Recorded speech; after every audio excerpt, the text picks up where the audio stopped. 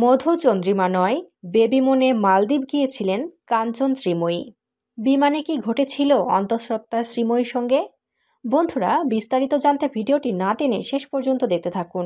আর একটি বিশেষ অনুরোধ, দয়া করে আমাদের চ্যানেলটিকে সাবস্ক্রাইব করে পাশের বেল আইকনটিতে ক্লিক দিয়ে রাখুন, যাতে সব ধরনের আপডেট খবর সবার আগে আপনি পেয়ে যান। মধুচন্দ্রিমা নয়, তারা মালদ্বীপ গিয়েছিলেন বেবি মুনে। সেই সময়ে সেই কথা ক্ষণক ঘুরেও জানতে পারেননি কেউ। প্রত্যেকেই মনে করেছিলেন বিয়ের পরে মধুচন্দ্রিমায় গিয়েছেন শ্রীময়ী চট্টরাজ আর কাঞ্চন মল্লিক। তবে সেই সময়েই তারা প্রত্যাশা করেছিলেন একরত্তি ক্রিসভিকে। আর বেবি মুনে যাওয়ার সময় কি ঘটেছিল ফ্লাইটে? সোশ্যাল মিডিয়ায় সেই কথাটি এতদিনে জানালেন শ্রীময়ী।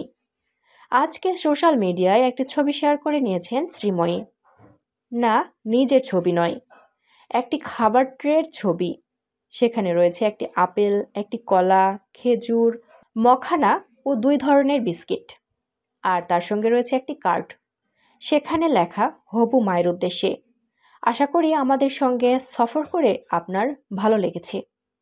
আপনাকে আর আপনার যে সন্তান আসছে তারা সবাই সুস্থ থাকুন।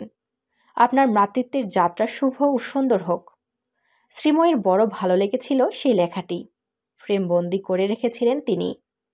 আজ সোশ্যাল মিডিয়ায় সেই ভালো লাগার কথা শেয়ার করে নিলেন এই অভিনেত্রী। আপাতত শ্রীময়ীর গোটা সময়টা কাটছে মেয়ে ক্রিসভিকে নিয়েই। হাসপাতাল থেকে বাড়ি এসেছেন তিনি। হাসপাতাল থেকেও টুকরো টুকরো ছবি শ্রীময়ী শেয়ার করে নিতেন।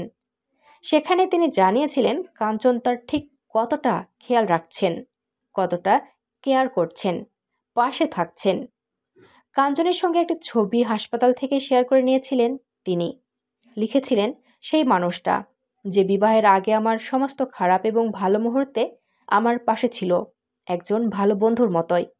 সেই মানুষটা যে আমার প্রেগন্যান্সি সফরের একেবারে প্রথম দিন থেকে আমার খেয়াল রেখেছে, শরীরের যত্ন নিয়েছে, আমার যখন যা ইচ্ছে খেতে ইচ্ছে করেছে এনে দিয়েছে, আমার মানসিক সমস্ত উঠাপড়া হাসি মুখে সামলেছে, ভালোবাসা দিয়ে আমায় আগলে রেখেছে। এখনও আমায় আর আমার মেয়েকে ভালোবাসা দিয়ে আগলাচ্ছে। কেবিনে আমার সঙ্গে রাতের পর রাত জেগেছে। হয়তো তোমার জন্যই আমি একটা প্রাণকে সুস্থভাবে পৃথিবীতে আনতে পেরেছি। এই মানুষটা আমায় আমার জীবনের সেরা উপহারটা দিয়েছে। তোমায় বড্ড ভালোবাসি। এভাবেই কাঞ্চনকে খোলা একটি চিঠি লিখেছিলেন শ্রীময়ী। প্রিয় বন্ধুরা, কাঞ্চন শ্রীময়ী জুটিকে আপনাদের কেমন লাগে অবশ্যই কমেন্ট করে আমাদের জানিয়ে দিন। আর পরবর্তী আপডেট নিউজ সবার আগে পেতে হলে আমাদের চ্যানেলটি সাবস্ক্রাইব করে পাশের বেল আইকনটি অন রাখুন। এতক্ষণ সাথে থাকার জন্য ধন্যবাদ।